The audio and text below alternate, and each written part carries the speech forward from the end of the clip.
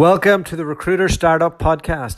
My name's Dualta, and in this podcast series, I will be speaking to investors, advisors, entrepreneurs, and recruiters who are based all over the world, and we'll be discussing how to set up, scale, and operate a world-class recruitment company. Today's guest is Neil Owen. He worked for Robert Half for 20 years, and now he's a managing partner at Frazer John Recruitment. Really interesting guy and a great guest. I'm sure you can all learn a lot off him. And this podcast has been brought to you by the good people at Interview. I'm getting great success out of using their intro messaging system right now on LinkedIn, which is helping me identify who's watching the video and who I know is probably right for a next message, so I can get them into a call, so I can persuade them that your life is better off working in LA, New York, Sydney, or Melbourne. Anyway, that's enough of my blatant promotion, and over to Neil. I hope you all enjoy this one. You can learn a lot. Robert Half are a world-class recruitment company. They're a hard place to survive, and he did 20 years in it. So I wanted to really get into those details and figure out what the secret sauce is in Robert Half, and why and how do they breed such killer recruiters? All right. Hope you enjoy. Let me know if you do, if you want to come on the podcast.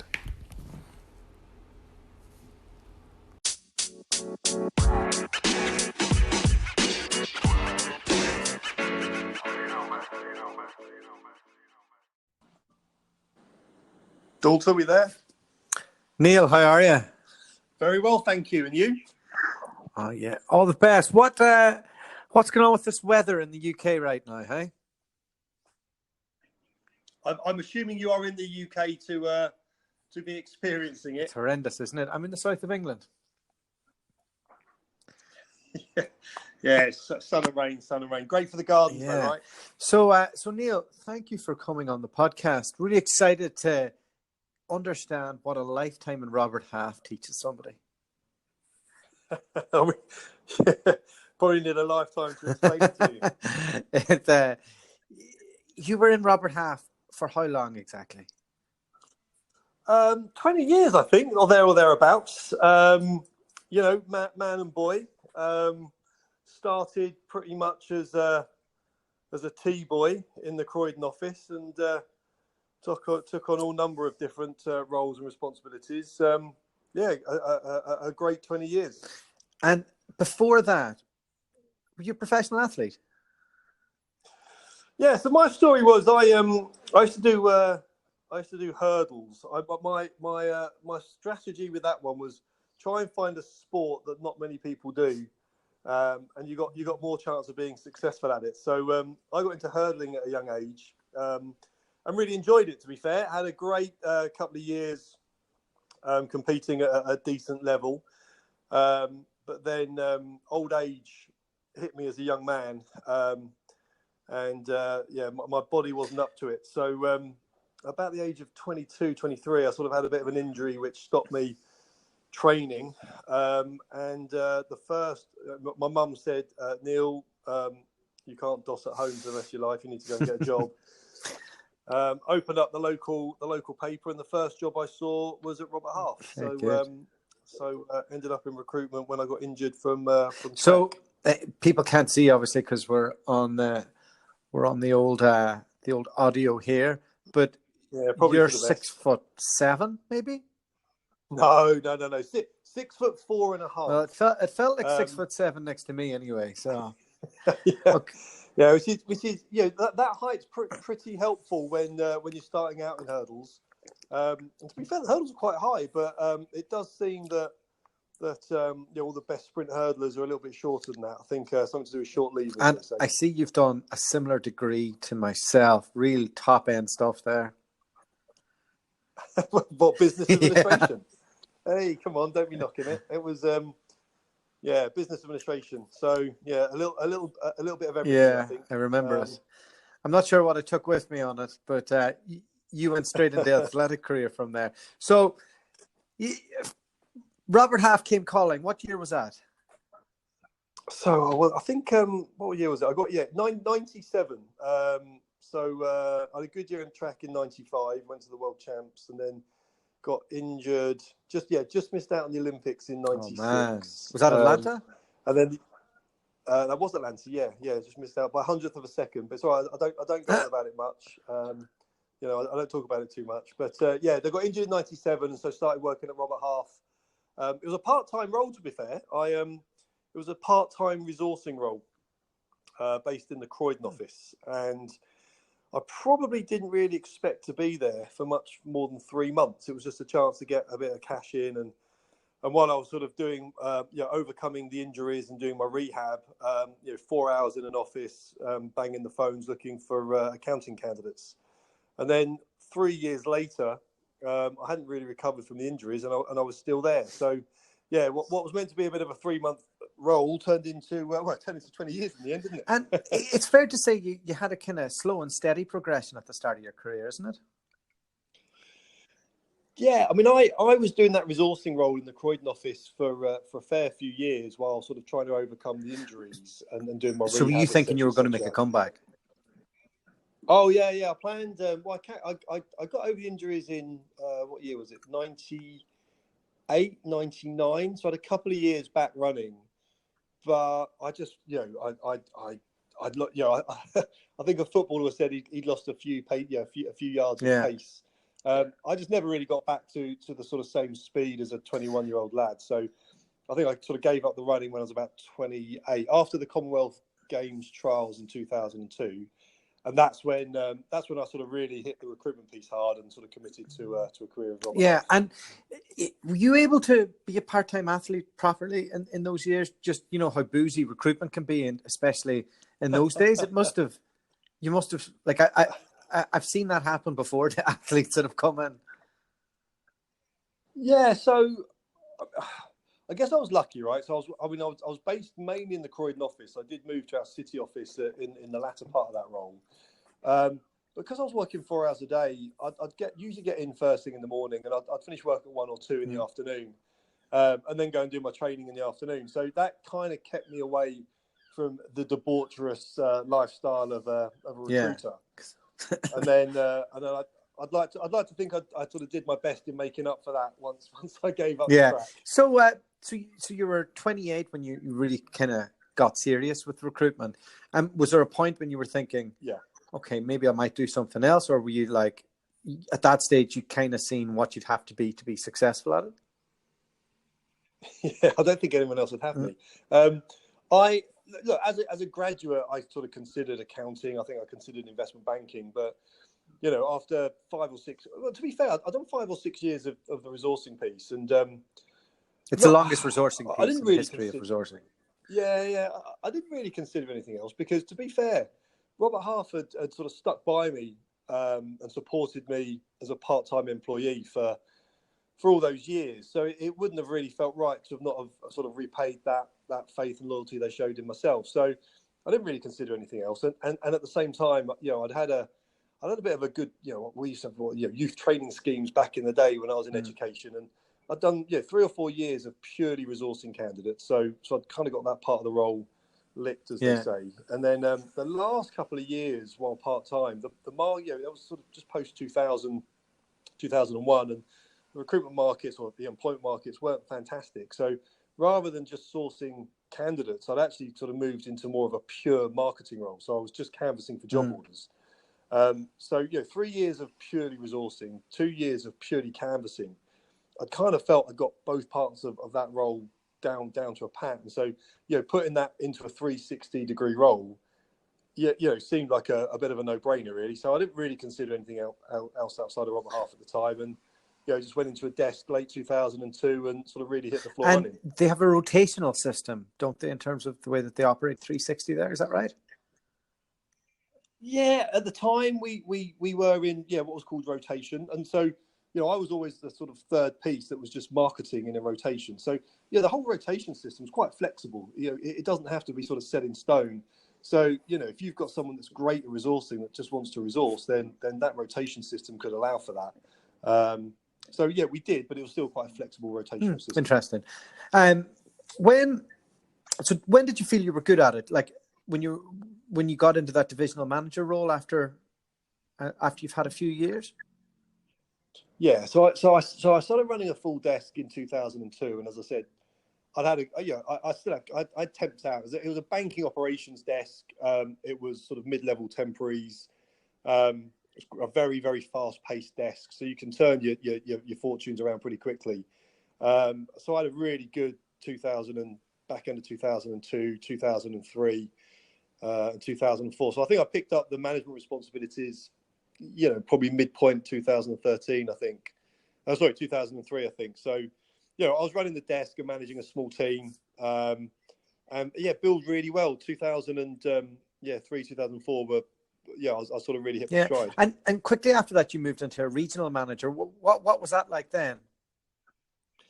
So I went sort of through the ranks. I took on sort of managing the temporary team within operations, and then augmented that with a finance and accounting financial services team. I was managing a Docklands temp team for a little bit, and just took on more responsibility. So I was offered the branch manager role in the city, which was a team of about, I think probably about 30, 35 people at the time, and I managed to sort of navigate myself a promotion by simply breaking that one branch down into 4 branches, and split the team up. So all 4 teams had a slightly different sort of segmentation and functional focus, and then brought an infrastructure in underneath me of 4 sort of effectively branch managers. We put in 4 P&Ls, and I think sort of putting that autonomy or sort of giving those branch managers the autonomy to really run their businesses the way they saw fit,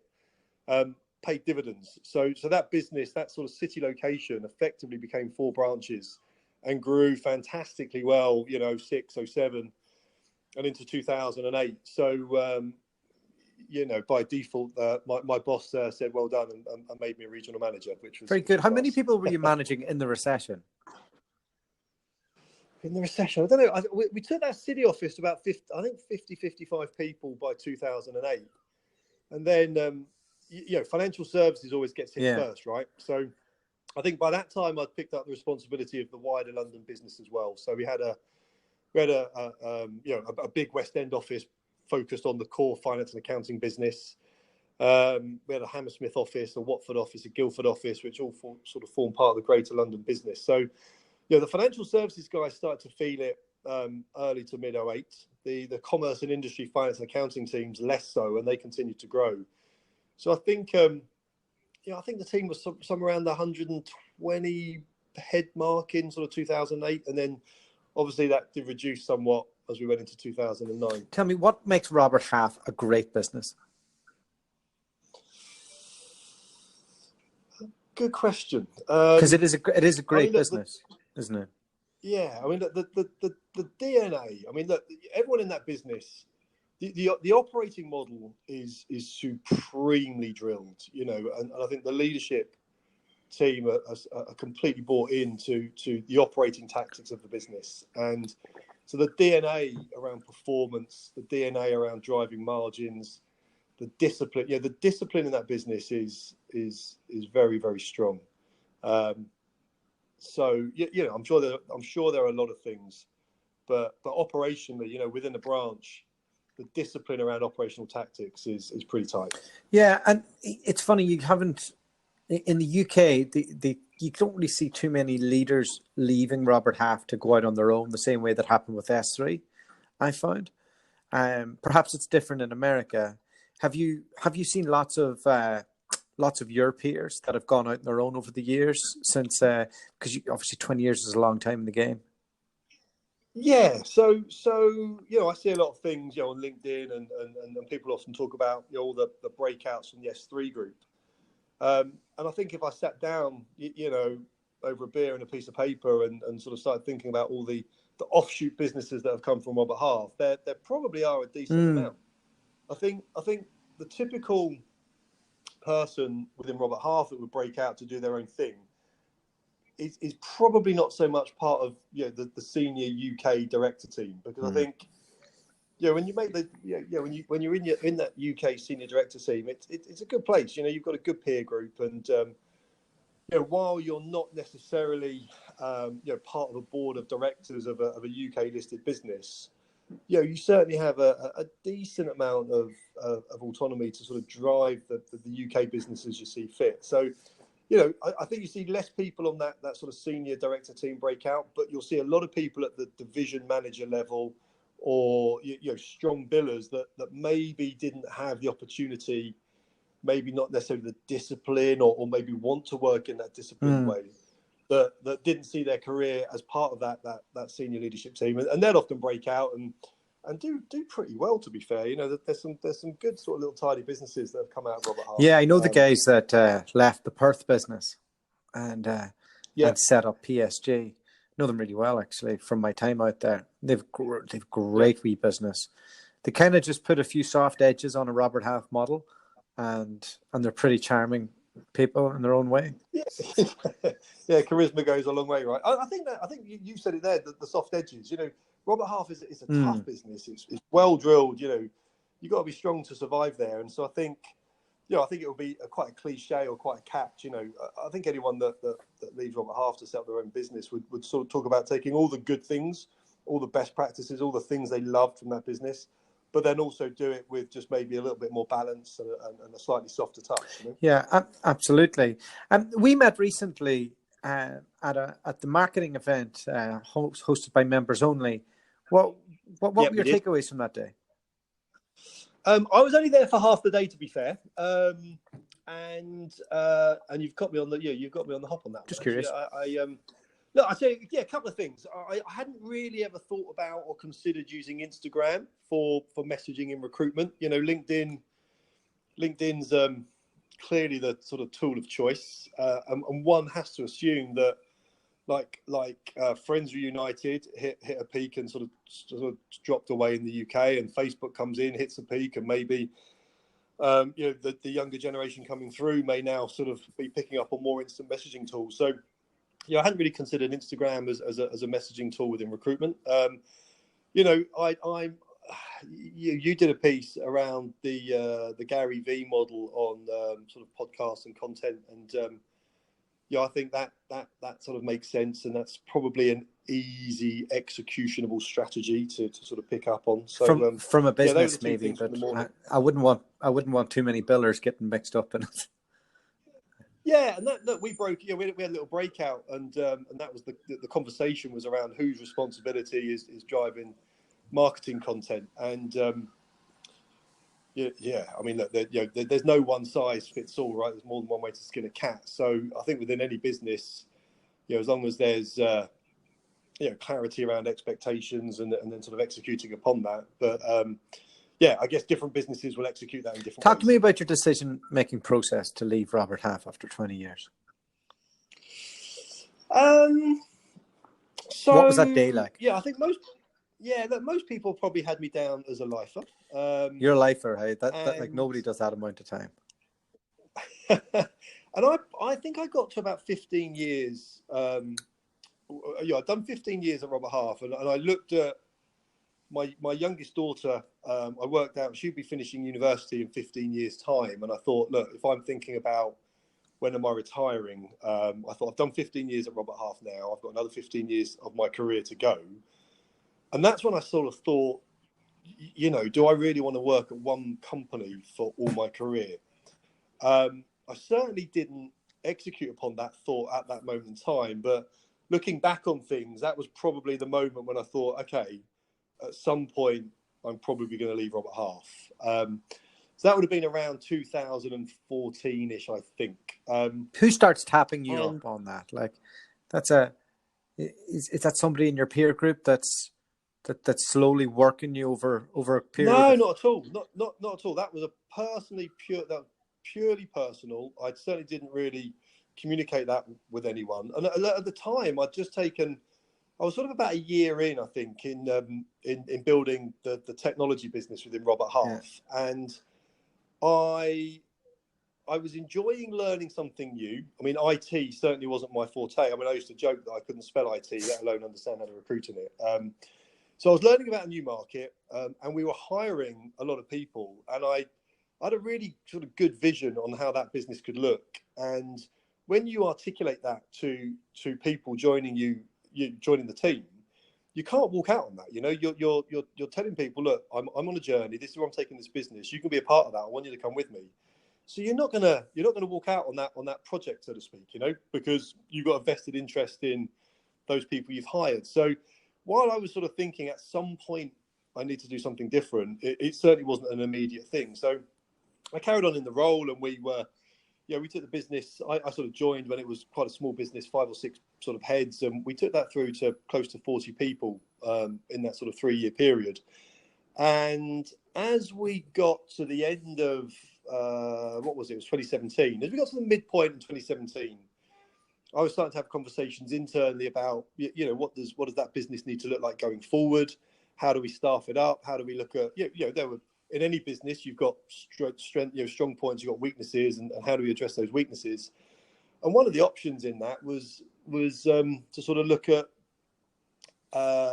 bringing in leadership from across the UK. We had a technology business only located in sort of 2 locations, and if we were going to put that into other locations, how do we look to leverage the existing Robert Half leadership? So, as we went through those conversations, there was sort of an opportunity for me to then look at other roles within Robert Half, as we sort of got to the end of that first phase of the RHT project in the UK, and which I'd done 20 years, so we had some conversations about other roles and what would be right and what would look good and what did I want to do. And ultimately, I don't, the right role probably wasn't there for me, and it sort of just seemed to be the right time to sort of shake hands and sort of depart the business. So it was sort of late 2017, early 2018 that I thought, let's go and do something different. And you went and you joined Frazer John Recruitment. What capacity did you go into that as? Is it as the ultimate leader, or are you one of the people at the table? Yeah, so Frazer John was set up by an old peer of mine. So when I used to run the London business at Robert Half, John Dyson ran the North business. He and I had remained. He'd left the business in 2011, 2012, and set up Frazer John in Manchester. He and I were great peers together. We enjoyed working together. We kept in touch. We'd meet for a beer once or twice a year. I'd always get a little bit jealous of, he always looked quite relaxed and wasn't wearing the suit and tie anymore. He'd grown some facial hair. I was having a midlife crisis, so I fancied growing a beard as well. And if you meet you now, Neil, you're wearing jeans, you're wearing a shirt, and you've got a beard. Yeah. I had a proper midlife crisis, so I'd get a bit jealous at how relaxed he looked. But we'd go a beer, and so we were catching up over a beer in London late 2018, and I said, look, I'm thinking maybe it's time for me to move on. After 4 or 5 pints and the back of a fag packet, we had a very loose business plan to do something together in London. So ultimately it's John's business, and I've sort of joined as a shareholder / partner. And my immediate responsibilities are building out a London business for Frazer John. If that answers the question. It does, but it leads on to the next, as all good answers do. And what things are you going to take from Robert Half, and what will you leave behind? Yeah, another good question. So look, I'd say our first, we're just over the first year's trading, and me and my trusted business partners, we've probably, I think, most of the team have worked for Robert Half at some point, or if not Robert Half, have worked in another branded, large UK recruiter. And I think that does give you, I referred to DNA earlier. I think it drills an intensity. That well-drilled, intense operational tactical model, right? So for the last year, we absolutely have not sort of been into that sort of well-drilled, robust operational tactical model. And it probably has felt a little bit like a lifestyle business.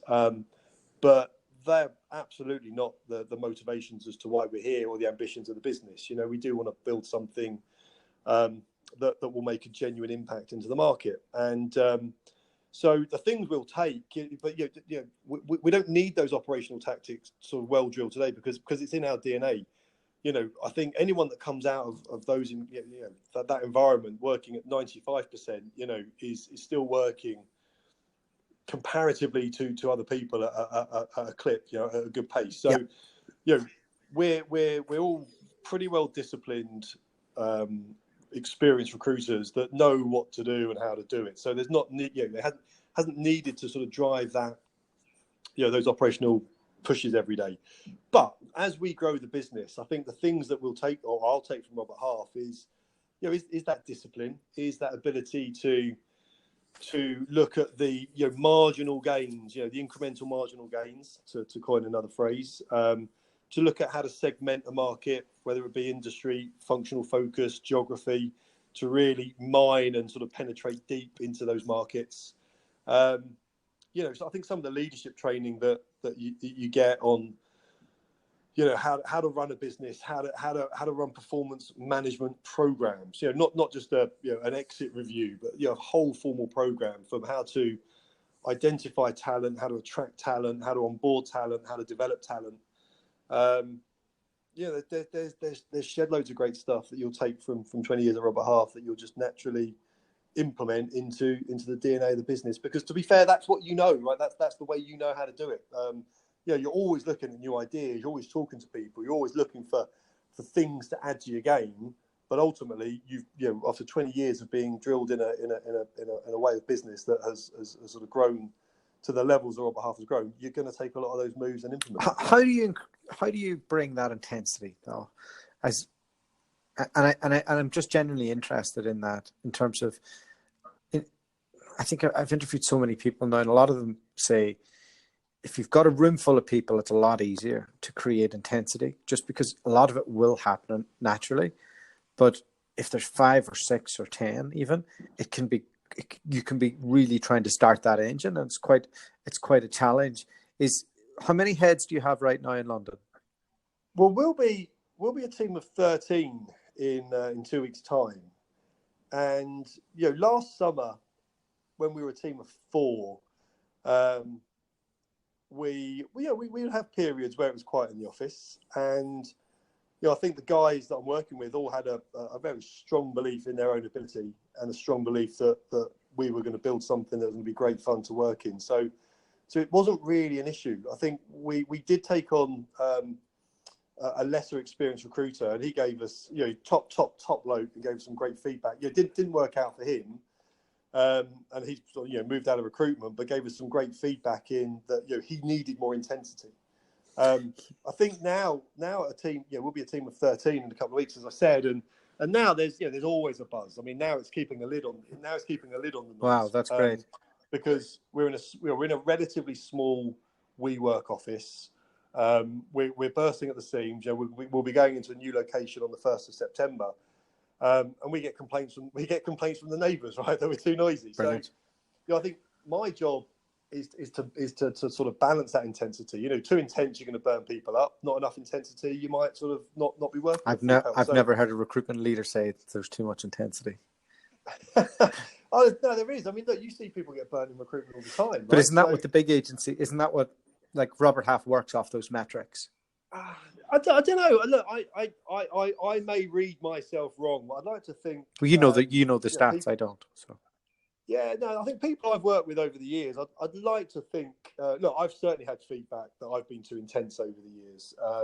But I'd like to think you learn from that. And I think you've got to bring a level of balance, right? Recruitment's a tough job. And if you're getting your head kicked in by clients and candidates, they're ghosting you and deals falling out, it's going AWOL. It's emotional, right? And it's people's livelihoods. So it's really important stuff. So I think you've got to be able to inject some fun. You've got to be able to, you've got to be able to sort of take the pressure off people. Good recruiters put more pressure on themselves than their boss does, or at least they good recruiters do, right? They should do. So your job as a boss or a leader or as a business partner, you got to take that pressure off a little bit, because it can burn you up, and it's like I guess it's like being a striker in front of goal. If you've missed a few shots, you tense up a little bit, and you're gonna miss that shot again. So I think keeping it fun, managing the pressure, letting the steam out every now and then is probably a good thing. I guess that's generally a Thursday and Friday night in recruitment, I guess. But yeah, managing that melting pot's a big thing, I think. How's your job different managing 13 people than it was being in charge of a whole country of recruiters? Do you know what? It's interesting because it's kind of needs must, right? There was some LinkedIn banter the other day. Somebody had put out there, should recruitment leaders still personally produce? I mean, one big thing, I when I moved into this new venture, I'm back on the tools, right? You've got to lead from the front. You've got to make some placements, and I hadn't actually executed and closed deals for some time. My network of clients and candidates was long gone. So a big thing is the big difference is you are winning and closing business again. Obviously the team's got to 13, and that requires, yes, I still want to lead from the front, and I still want, not just want, but the business requires, and it's a necessity that we're all producing and bringing business to the table. But then you just got to be quite sharp with your time, because you're still looking to hire and coach and bring people in. I guess it's been quite lucky by design, the majority of the team are experienced recruiters, so it's not like we're going through rookie school, albeit one or two coming in are less experienced. And I think we've created a great environment for people that actually haven't got a lot of recruitment experience. You sort of think that the branded recruiters will have a great training program, which they do. But as an environment, we've got some super highly experienced recruiters, in a small office, on the phone to clients and candidates, winning business, closing deals. So as an environment, you're going to come in and sort of really hear how experienced people do business, which you can lose in a big sales floor, because, take a big sales floor of 100, 150 people. Yes, there's going to be, maybe 10, 300K perm billers, but they might be sort of spread out across that whole sales floor. And, you might have 30 or 40% of that sales floor, relatively inexperienced, graduates or rookies coming in. So you can sometimes get that sort of blind leading the blind challenge, where inexperienced people are sitting next to experienced people, where we fortunately don't sort of have to deal with that challenge. So managing my time's been not as tough, and it doesn't really feel very much different. You set your targets, you set your performance expectations, you set what you personally think you can achieve, and you just do whatever you need to do to sort of hit that performance. So that doesn't really change in any environment. I'm just having a look at some of your people here on LinkedIn, and they are quite experienced. What is it that you're able, like, how have you been able to persuade these people to join? Like, what's the pitch against somebody who's at Robert Half? I've coerced them with shed loads of cash.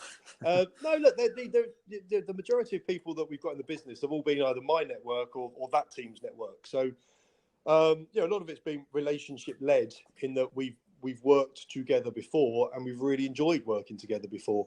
So, we're all in early on the inception of a new business, and as part of Frazer John. And at the moment we are fully motivated and focused on building our London business, but that this business will go international as well. So there's going to be opportunities for people that want to put their hand up and be part of that. There's going to be those opportunities. And we have a big, hairy, audacious goal of building a really impactful, sizable business over the next 25 years and beyond. And when you talk, like, 25 years is a long time to look ahead. What does the next 5 years look for you? Yeah, good point. I mean, I've certainly, I guess our big, hairy, audacious goal would be to have 25 locations over the next 25 years, delivering 25 million in each. And if we only achieve half of that, then we've done fantastically well. Breaking that down, when I pulled up my pew just over a year ago here in London, we've broken down a 4.5 year sort of plan to build a 10 million revenue business in London. And those numbers, yes, they were plucked out of the air a little bit. It's sort of, I think somebody told me that, to sell a business, you need to make at least £1 million profit. And when I mapped out what that looks like, and there's no plans to sell the business, but just someone told me that's what you got to do to sell it. So I thought, well, that'll be our first goal. What does that look like? So, about 35 fee earners, about 4 million net fee income. Would probably run somewhere in the region of about 100 contractors, doing about 200k on perm. That would be a 4-year plan for the London location, and then I guess the 4 to 5 years after that would be, for myself personally, I guess being a bit more focused on some of the international expansion plans. I've worked overseas as well. So where's next? Overseas? What are you thinking? Well, clearly Continental Europe. Look, Continental Europe, the amount of, look, London is a very, very competitive recruitment market. And I think Europe is catching up. But, if you can turn the placement in London, I think you feel pretty confident you're going to have as much success throughout Europe. North America is absolutely on the plan. I spent a couple of years out working with people in North America, and you can sort of see the opportunities out there. And we've certainly sort of put a list together of locations that we think would be good to work at, and we look at sort of the economic situation, the industries that are there, the competitive situation, our network, our network's network, and where we think we can attract people. So, and then of course APAC as well, right? So I know there are a host of UK recruiters out in Australia, and maybe that, maybe the great time to get into that market has gone, but at the same time, competitive markets are there, and if it's competitive and you can take market share, then you're going to be successful. So Opus did a great job of that. Yeah, so Mr. Scale in Sydney. You find a lot of UK recruiters have to adjust to the Australian market. It's a bit slower. It's a bit more old relationships. Kind of have to be. You have to be nicer to people. You have to let them not be very nice to you. My philosophy has always been, I think the bigger the city, the more chance. I think in big cities, having a great candidate often wins, because I think in big cities they're more competitive, and clients are more likely to sort of break PSLs and often deliver less. That's a good point. Yeah. You get less, exclusive. You get less exclusivity in the big cities. I think when you go out of big cities and into towns, that's where relationships really count. And sometimes it's harder to win business. Yeah, but fees are lower. But when you've won that business, you're going to get it more, exclusively. So, there's ups and downs to any market, right? All right. Well, Neil, I think I've just peppered you with enough questions. Anything for me, or anything you want to talk about? No, I mean, I'm not that necessarily I'd want to sort of share on the podcast with other people, but certainly we'll be looking at some international locations over the next sort of coming couple of years. So I'd certainly see there'd be an opportunity to sort of tap your brains on some of those locations and some of the talent out there. But yeah, nothing that I'd be too willing to sort of put out there in front of everyone. Great stuff, Neil. Well, look, thanks very much. Really fascinating, and it sounds like you've got an awesome business on your hands. So exciting times. Top man. Appreciate your time today. It's been good talking. Good man. Cheers, Dualta. All the best.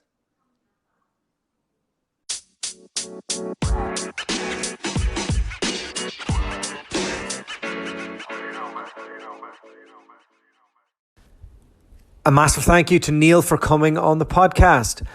I'm really trying to get my knowledge of the London market rock solid. Every month now, I'm trying to get into London and do some podcasts in person.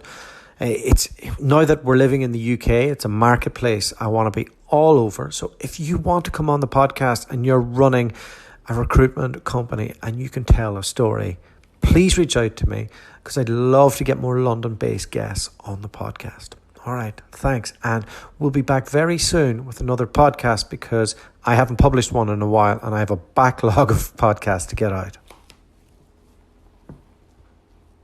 The podcast you just heard was made using Anchor. Ever thought about making your own podcast? Anchor makes it really easy for anyone to get started. It's a one-stop shop for recording, hosting, and distributing podcasts. Best of all, it's 100% free. Sign up now at anchor.fm/new. That's anchor.fm/new to get started.